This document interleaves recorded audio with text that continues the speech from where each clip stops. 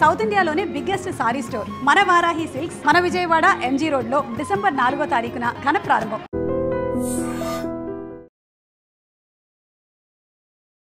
నాతో పాటు ఉన్నారు ఫిలిం క్రిటిక్ శ్రీకాంత్ బాబు గారు. సో బేసికల్లీ బిజినెస్ మ్యాన్ అనేది ఇప్పుడు రిలీజ్ అవుతుంది, బట్ ఆ రోజుల్లో అది ఎన్ని సంచలనాలను సృష్టించింది, దాని మేనియా ఆ టైంలో ఆ డిహెచ్ఎఫ్ఎం అనేది స్టార్ట్ అయింది కాబట్టి ఎంతవరకు ఉంది అండ్ ఇప్పటికీ కూడా మహేష్ బాబు గారు ఎన్ని బ్లాక్ బస్టర్ హిట్లు ఇండస్ట్రీ రికార్డులు ఉన్నా కూడా స్టిల్ బిజినెస్ మ్యాన్ ఆ యాటిట్యూడ్కి ఆ పూరి జగన్నాథ్ గారి రాసిన ఆ క్యారెక్టర్కి విపరీతమైన ఫ్యాన్ బేస్ ఉంది, విపరీతమైన క్రేజ్ ఉందన్నమాట. ఒకసారి దాని గురించి డీప్గా మాట్లాడదాం. సార్ నమస్తే. నమస్తే అండి. బాగున్నారా sir? Fine. So first of all business man మళ్ళీ రిలీజ్ అవుతుంది. సో ఒక్కసారి 2012కి వెళ్ళిపోతే ఏంటి సార్ బిజినెస్ మ్యాన్ అనగానే మీకు ముందు గుర్తొచ్చేది ఏంటి? Out and out commercial movie అండి. Starting from frame 1 to last frame ఒక హైలో వెళ్తున్న సినిమా అది. అంటే ఎక్కడ మీరు బ్రీత్ తీసుకునే టైం ఉండదు మూవీలో. అంత సబ్జెక్టు ఎక్కడ ఒక ఈ సీన్ ఈ సినిమాలో వేస్ట్, ఈ సీన్ అనవసరంగా పెట్టారు, ఇది టైం కిల్లింగు, ఈ సాంగ్ ఇక్కడ రాకూడదు, ఈ డైలాగ్ ఇక్కడ అనవసరం, ఈ సెంటిమెంట్ సీన్ ఇక్కడ వర్కౌట్ కాదు అని ఎక్కడా ఉండదండి. సినిమా రన్ టైం కూడా చాలా క్రిస్ప్గా ఉంటుంది. నాకు తెలిసి అప్పుడు దాకా వస్తున్న సినిమాల్లో చాలా తక్కువ రన్ టైంలో తీసిన సినిమా ఇది. ప్లస్ ఈ సినిమా గమనిస్తే కనుక మీరు పూరి జగన్నాథ్ గారు ఆ సినిమా మీరు చూస్తున్నంతసేపు డైరెక్టర్ కనపడతాడండి. హీరోతో పాటు మీకు డైరెక్టరు తన మనసులో తను ఏం చెప్పాలనుకుంటున్నాడు, సొసైటీలో ఏం జరుగుతుంది, అసలు ఏంటి అనేది ఆయన ఎట్లా వ్యక్తీకరణ చేయాలనుకున్నారో ఆ హీరో పాత్రతో చూపించినట్టు ఉంటుంది. చాలా బ్యూటిఫుల్గా. అంటే మహేష్ బాబు గారితో ఆయన చేసిన ఆల్మోస్ట్ 2వ సినిమా ఇది పోకిరి తర్వాత. సో చాలా హై ఎక్స్పెక్టేషన్స్లో వచ్చింది. పోకిరి అంత పెద్ద బ్లాక్ బస్టర్ కాకపోయినా కూడా ఇది కూడా మంచి హిట్ అండి. ఆల్మోస్ట్ ఒక 40 కోట్ల బడ్జెట్ ఖర్చు పెట్టి తీసిన సినిమా ఇది. సేమ్ ధారావి బాంబేలో మాకు తెలుసు కదా, ఆ మాస్ ఏరియా అసలం అంతా అలాంటిది ఒక పెద్ద సెట్ కూడా వేశారు. ప్లస్ కొన్ని సీన్లు రియాలిటీ కోసం అక్కడికి వెళ్ళి చిత్రీకరించారు. సో అలాంటి ఏరియాలో చిత్రీకరించాలంటే మీకు తెలుసు కదా, ముంబై ఆ దారులు రోడ్ల మీద ఎక్కడ ఏది తీయాలన్నా కూడా అది కొంత ఖర్చు అనే కాదు, టైం కానివ్వండి, ఆ పర్మిషన్స్ కానివ్వండి. సో చాలా కష్టపడి తీశారు, దాంట్లో ఎటువంటి సందేహం లేదు. ఎందుకంటే మహేష్ బాబు గారు అప్పుడు మంచి హై ఇదిలో కూడా ఉన్నారు. సో ఎక్కడ కూడా కాంప్రమైజ్ కాకుండా ఆర్ఆర్ మూవీస్ వెంకట్ గారు ఆయన హై బడ్జెట్ సినిమాలు తీశారు. సో ఆయన ఎక్కడ కాంప్రమైజ్ కాకపోవడం ఏంటి. పూరి జగన్నాథ్ గారు ఒక ప్యాషనెట్ డైరెక్టర్, అందరికీ తెలుసు. అసలు ఒక హీరోని ఎలా ప్రజెంట్ చేయాలి, అతని లుక్స్ ఎలా ఉండాలి, హెయిర్ కానించి టాప్ టు బాటమ్ హీరోని డ్రెస్సింగ్ కానివ్వండి ఎలా ప్రజెంట్ చేయాలి, ఒక హీరో ఇంట్రడక్షన్ ఫిలిం ఎలా ఉండాలి, లేదు ఒక ఎగ్జిస్టింగ్ హీరోని ఒక న్యూ లుక్లో ఎలా ప్రజెంట్ చేయాలి, తన అభిమానులు ఎలా కోరుకుంటున్నారు అనేది ఒక కేస్ స్టడీ లాగా చేసి ఆ హీరోని అలా ప్రజెంట్ చేస్తారండి. అందుకే ప్రతి హీరో కూడా మీరు గమనిస్తే పూరి జగన్నాథ్ గారితో ఒక సినిమా చేయాలనుకుంటారు, ఇర్రెస్పెక్టివ్ ఆఫ్ అది హిట్ ఆఫ్ ఫ్లాపో కాదు. పూరి జగన్నాథ్ గారితో ఒక సినిమా చేస్తే ఆ హీరోకి ఒక సాటిస్ఫాక్షన్ ఉంటుంది. మీరు గమనించండి, ప్రతి హీరోకి ఒక లుక్ ఇచ్చాడు ఆయన. సో ఆయన దగ్గర ఉన్న బ్యూటీ అది. రెండోది, పూరి జగన్నాథ్ గారి గురించి మీ అందరూ తెలియంది, నాకు బాగా తెలిసింది ఒక విషయం చెప్పాలనుకుంటున్నాను. పూరి జగన్నాథ్ గారు కేవలం హీరోలను మెప్పించి హీరోలకి పెద్ద హిట్లు ఇచ్చే దర్శకుడే కాదు, ఆన్ టైం అంటే సినిమా ఈరోజు కొబ్బరికాయ కొట్టి మొదలు పెడితే ఆ సినిమా రిలీజ్ ఎప్పుడు చేద్దామని ఆ హీరో కానీ ఈ ప్రొడ్యూసర్ కానీ ఏదైతే డిస్కస్ చేసుకున్నారో, ఒక హీరో, ఒక డైరెక్టర్, ఒక ప్రొడ్యూసర్ ఏదైతే ఒక టైం లైన్ పెట్టుకుని ఈ సినిమా ఎప్పుడు కావాలి రిలీజ్ అవ్వాలనుకున్నారో ఖచ్చితంగా ఆ డేట్కి సినిమా రెడీ చేసి ఇవ్వగలిగిన ఏకైక దర్శకుడు, నాకు తెలిసి ఏకైక దర్శకుడు, మళ్ళీ చెప్తున్నాను, ఈ రోజుకు కూడా, ఈవెన్ టుడే, ఈరోజు ఆయన స్లో అయ్యి ఉండొచ్చు కానీ అది పూరి జగన్నాథ్ గారికే సాధ్యం. ఆయనే చేయగలిగాడు, చేసి చూపించాడు. అది అంత మంచి దర్శకుడు. అదే కాదండి, ఈవెన్ డబ్బు విలువ తెలిసిన దర్శకుడు. పూరి జగన్నాథ్ గారు ప్రొడ్యూసర్తో వేస్ట్ ఖర్చు పెట్టించడు. సినిమా స్టార్ట్ అయ్యే రోజు ఆయన చాలా క్లియర్గా రాసుకుంటాడు. ప్రతి సీన్ టు సీన్ ఆయన మొత్తం బుక్ రెడీ చేసుకొని దిగుతాడు, కంప్లీట్ బుక్తో దిగుతాడు. ఫీల్డ్లో ఎన్ని రోజులు షూట్ చేయాలి, ఎక్కడ షూట్ చేయాలి, ఎలాంటి లొకేషన్స్ మొత్తం ప్రిపేర్డ్గా దిగుతాడు. ఆయన ఒక్కసారి ఆన్ గ్రౌండ్ షూట్ మొదలుపెట్టాడంటే ఆయన ఎంత బడ్జెట్ వేసుకున్నాడో దానికి ₹1 ఖర్చు తగ్గాలే కానీ రూపాయి పెరగదు. ప్రొడ్యూసర్కి 40 కోట్లు అని అంటే 40 కోట్ల సినిమా తీస్తాడు ఆయన, అంతే. 39 కాదు 35 కోట్లకు కూడా 40 కోట్లు చెప్పి 35 కోట్లు కూడా సినిమా ఫినిష్ చేసిన ఏకైక దర్శకుడు పూరి జగన్నాథ్. దాంట్లో ఎటువంటి సందేహం లేదు. ఆయనకి హిట్లు ఫ్లాప్లు పక్కన పెట్టండి, వ్యక్తిపరంగా కానివ్వండి, ఆయన వర్క్ చేసే విధానం కానివ్వండి, అంటే ఆన్ డాట్ ఒక టైము, ఒక షెడ్యూలు, షూటింగ్ జరగాలి, హీరోని కన్విన్స్ చేసుకుంటాడు ఆయన. ఎలాంటి హీరోనైనా కూడా ఆ హీరోకి తగ్గట్టు మారిపోయి ఆయన కన్విన్స్ చేసుకొని ఆయన ఒప్పించి ఆ షెడ్యూల్స్ యాజ్ పర్ టైం వెళ్ళిపోయేటట్టు చేస్తారు. పూరి జగన్నాథ్ ఈ సినిమా ఇన్ని సంవత్సరాలు చేశారు, ఇలాంటి పదం మీరు విన్నారా ఎప్పుడన్నా? 11 daysలో సినిమా కంప్లీట్ చేశాడని విన్నాం కానీ. ఎస్, ఆయన గొప్పదనం అది. నిజంగా one of the greatest directors of Tollywood. హిట్లు ఫ్లాప్లే కదండి, వాళ్ళు పనిచేసే విధానం, వాళ్ళు ప్రొడ్యూసర్లు, ఆయనతో ఎంతోమంది ప్రొడ్యూసర్లు ఆయన డేట్ల కోసం, ఆయనతో కంటిన్యూస్గా సినిమాలు చేయడం కోసం ఎన్నో సంవత్సరాలు వెయిట్ చేసిన వాళ్ళు కూడా ఉన్నారు. ఆయన ఏది కూడా 100% సాటిస్ఫాక్షన్ లేకపోతే అసలు సినిమా స్టార్ట్ చేయడు ఆయన. ఆయన ఎప్పుడు ఆయన సినిమాలు, ఆయన ఏమనుకుంటున్నాడో కూడా ఆయన సినిమాల ద్వారా చెప్తారు. నేను ఇంతేనో సినిమా చేశారు రవితేజ గారితో, దాంట్లో లాస్ట్లో ఒక డైలాగ్ చెప్తాడు, సినిమా హిట్ అయిందని అందరూ వచ్చి బొగుడుదు అది చేస్తుంటే ఒకవేళ తేడా పడితే ఏంటంటే ఏముంది ఇంకో సినిమా చేస్తాం, మనకు తెలిసింది అదేగా అంటాడు. అంటే ఆ దర్శకుడు గొప్పతనం. నేను ఒక కథ నమ్మి సినిమా చేశాను, అది ప్రేక్షకులకు మెప్పించవచ్చు, ఒకసారి నొప్పించవచ్చు, వాట్ ఎవర్, ఇంకొక ప్రయత్నం చేస్తాం మళ్ళీ, అంతే. ఇక్కడతో నేను ఆగిపోను కదా, అంత గొప్ప దర్శకుడు. సో ప్రతి విషయంలో కూడా ఆయనకి చాలా క్లారిటీ ఉంటుందండి.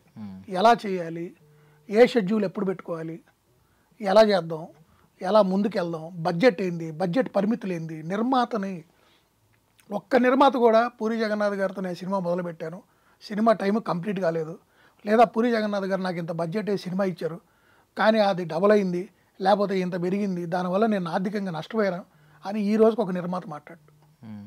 అది ఆయన గొప్పతనం. సో ఇప్పుడు మీరు ఆయన గ్రేట్నెస్ గురించి మాట్లాడారు, ఆయన కంబ్యాక్ గురించి చాలా మంది ఎదురు చూస్తున్నారు. అండ్ మోర్ ఓవర్ ఇంకొక వ్యక్తి గురించి కూడా మాట్లాడుకోవాలి. కాన్సెప్ట్ ఆర్జీవి గారు ఇచ్చారంటే ఈ సినిమాకి. సో ఆర్జీవి గారు కంబ్యాక్ గురించి అందరూ ఎదురు చూస్తున్నారు, పూరి గారి కంబ్యాక్ గురించి ఎదురు చూస్తున్నారు. స్టోరీ లైన్ చూస్తే కూడా మీకు అర్థమైంది, ముంబై, ఆ ధారావి, మాఫియా, ఈ సెటిల్మెంట్లు, ఆ గొడవలు, ఆ పంచాయతీలు, మీకు ఆ లైన్, ఆ ఫ్రేమ్, ఆర్జీవి గారు ఆయన ఫ్యాక్టరీ నుంచి అలాంటి సినిమాలు అప్పటికి మనం ఎన్నో వచ్చినాయి, సత్యాలని మనం అన్నీ చూసాం. సో డెఫినెట్గా ప్లస్ ఆయన శిష్యుడు పూరి జగన్నాథ్ గారు. సో డెఫినెట్గా వాళ్ళకి రెగ్యులర్గా గురు శిష్యుల సంబంధం మీకు తెలుసుగా ఎలా ఉంటుందో, వాళ్ళ బాండింగ్ కూడా చాలా బాగుంటుంది. అంతకుముందు అసలు పూరి జగన్నాథ్ గారు బాంబే వెళ్తే ఆర్జీవి గారు ఇంట్లోనే ఉండేవాళ్ళు. సో అవన్నీ మనకు తెలిసిన, ఆఫీస్ కూడా వాళ్ళే వాడుకునేవాళ్ళు అట్లా. సో అలా వాళ్ళు డిస్కస్ చేసి దీన్ని ఎస్టాబ్లిష్ చేసుకున్న సబ్జెక్టే, దాంట్లో ఎటువంటి డౌట్ లేదు. ఇక హీరో పరంగా మహేష్ బాబు గారు ఈ సినిమాకి ఒక విలువ తీసుకొచ్చారు. అంటే ఎలా అంటే వాళ్ళు ఒక కాన్సెప్ట్ అనుకున్నారు, ఆ కాన్సెప్ట్ని ఎవరి ద్వారా ప్రజెంట్ చేస్తే వాల్యూ పెరుగుతుంది, వాల్యుయేషన్ అవుతుంది.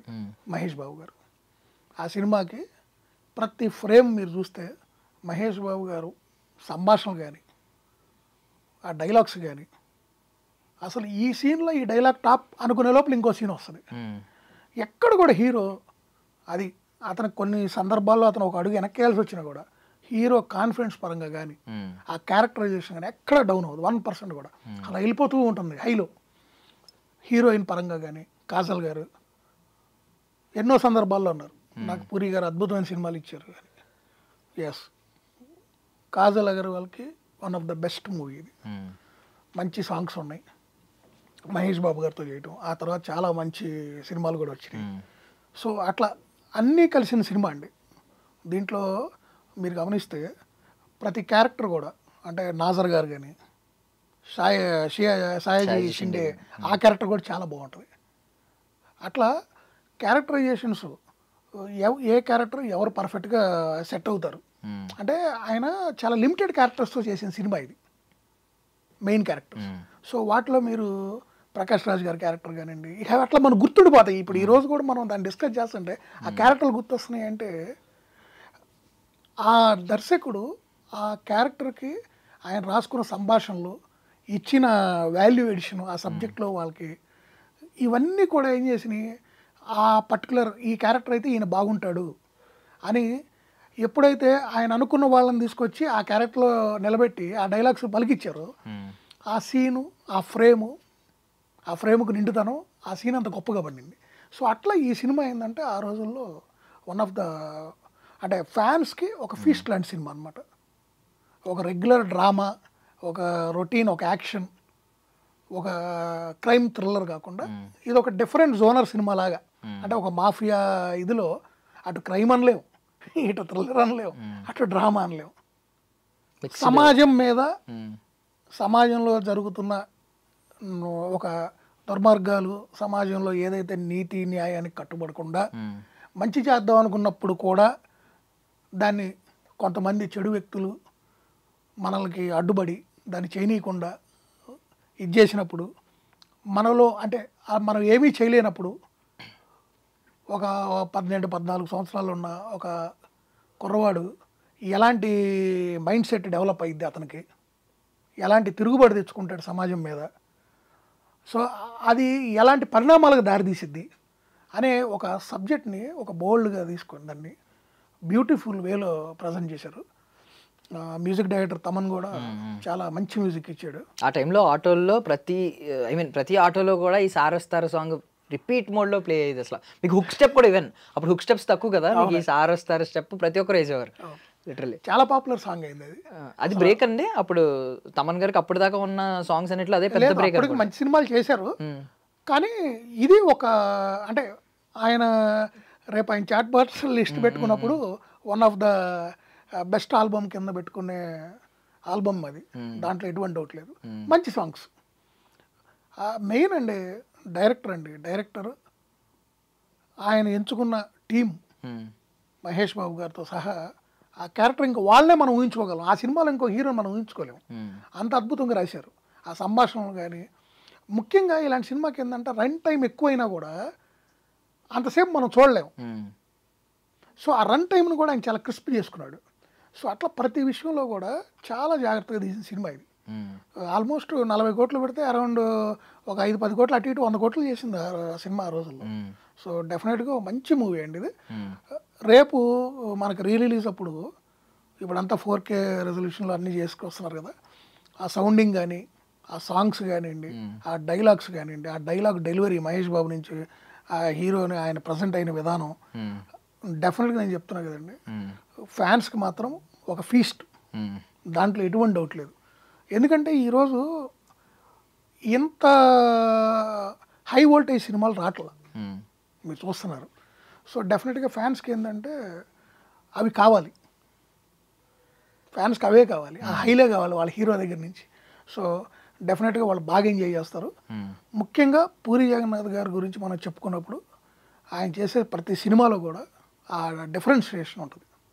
అదే ఇప్పుడు మీమర్స్ కూడా ఈవెన్ అంటున్నారు, రాకీ బాయ్ ఈ మధ్య వచ్చాడరా, సూర్యాబాయ్ ఎప్పుడు వచ్చాడు అని చెప్పి. అండ్ బట్ ఒక డౌట్ ఉందండి, అంటే ఆ పోకిరి తర్వాత ఆల్మోస్ట్ 3 సినిమాలు పాపం చేదు అనుభవం వచ్చింది మహేష్ బాబు గారికి. సో దూకుడు సినిమా పెద్ద హిట్ అయింది.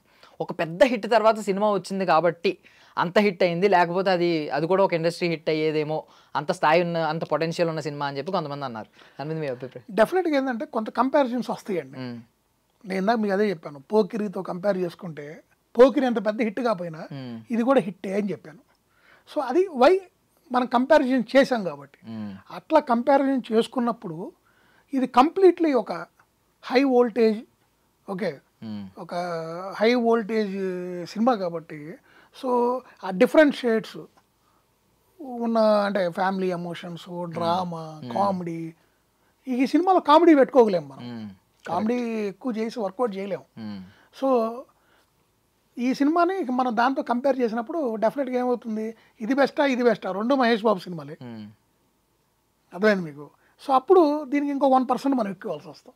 సో అలా మీకు కంపేర్ చేసినప్పుడు కొంచెం దూకుడు కానీ ఇవి ఇంకా బెటర్. ఇప్పుడు ఒక్కడు ఉంది మరి, ఒక్కడే అది ఇంకో పెద్ద బ్లాక్ బస్టర్. సో అలా ఉంటుంది తప్పితే డెఫినెట్గా ఫ్యాన్స్కి మాత్రం మంచి సినిమా, ప్రొడ్యూసర్కైనా, డిస్ట్రిబ్యూటర్లకైనా, డైరెక్టర్కి, ప్రతి ఒక్కళ్ళకి కూడా ఒక మంచి హిట్ సినిమా. అంటే మహేష్ బాబుని ఒక డిఫరెంట్ వేలో ప్రజెంట్ చేశారు. అప్పుడు దాకా చేసుకుంటే లైనప్లో పోకిరి కూడా ఒక డిఫరెంట్ సినిమా ఎలా అయింది, ఆల్మోస్ట్ ఎన్ని లాంగ్వేజెస్లో ఆ సినిమాని రీమేక్ చేస్తే అన్నిట్లో కూడా బ్లాక్ బస్టర్. అలా ఇప్పుడు ఈ సినిమా వచ్చింది, ఇది కూడా అంతే. తర్వాత దీన్ని హిందీలో కూడా డబ్ చేశారండి సినిమా, మీకు తెలిసే ఉంటుంది. అక్కడ కూడా మంచి రిజల్టే వచ్చింది. అంటే పెద్ద బ్లాక్ బస్టర్ అయిందని నేను చెప్పను కానీ మంచి రిజల్ట్ వచ్చింది. వాళ్ళు ఆశించిన అంత రిజల్ట్ సినిమా మీద వచ్చింది. సో అట్లా ఓవరాల్గా మనం చూస్తే ఈ సినిమా ఒక గుడ్ అటెంప్ట్. అంటే డైరెక్టర్ కానివ్వండి, హీరో కానివ్వండి, మ్యూజిక్ పరంగా కానివ్వండి, ప్రతిదీ కూడా చక్కగా కుదిరింది. ఫ్యాన్స్కి ముఖ్యంగా హీరో నుంచి ఎలాంటి ఆశిస్తారో ఫ్యాన్స్ అనేవాళ్ళు, ఇది ఫ్యాన్స్ కోసం చేసిన సినిమా అండి, దాంట్లో ఎటువంటి డౌట్. అండ్ ఇంకో లాస్ట్ ఒకటే అయితే మ్యానరిజమ్స్ గురించి మాట్లాడుకుంటే పోఖ్రీకి అందరూ జలుబు చేసినట్టు అనేవారు. ఎప్పుడైతే దూకుడు వచ్చిందో అందరూ తెలంగాణ డైలెక్ట్లో మాట్లాడడం అవే ఓ అని చెప్పి అనడం మొదలెట్టారు. బిజినెస్ మ్యాన్ సినిమా వచ్చినప్పుడు మాత్రం ప్రతి ఒక్కడు చూపించేవారు. మేము కాలేజ్ డేస్లో ఉన్నప్పుడు అందరూ ఇలా చూపించడం అవి చేసేవారు. So anyway thank you sir, thank you so much. కూడా అదే చెప్తాడు కదా. సో పోయించాను లాస్ట్కి అంటాడు. సో మళ్ళీ పోయించడానికి రెడీగా ఉన్నారు థియేటర్లో. అదేనండి, ఒక అతను బలంగా సమాజంలో జరుగుతున్న దురాక్రమాలకు వ్యతిరేకంగా బలంగా నేను పోరాడాలి, నేను ఒక డెసిషన్ తీసుకోవాలి, నేను దేనికైనా ఇంక నేను వెనకాడను అని తెగించినప్పుడు ఏం జరుగుతుంది అనేది ఈ cinema. Thank you sir, thank you so much for your valuable time. Thank you. And for more videos, Please subscribe to iDream. Please subscribe to iDream. Please subscribe iDream. And please subscribe to iDream. For more videos, subscribe to iDream. please like, share and subscribe to the channel. Congratulations, iDream. Subscribe to iDream. Subscribe to iDream. So subscribe to iDream Media. iDream team andarki huge congratulations. Please subscribe iDream Media. Please subscribe to iDream. Subscribe iDream. Please subscribe to iDream. iDream అంటే నా కళల ఛానల్ను subscribe చేసుకున్న నోరు తిరుగుతలేదు, మీరైతే గంట గుర్తు కొట్టండి. For more such videos, please subscribe to iDream. Subscribe to iDream. Please subscribe to iDream. Please subscribe iDream Media. Please do subscribe to iDream. Please subscribe to iDream Media. For best entertainment and information, please subscribe iDream. And don't forget to subscribe to iDream.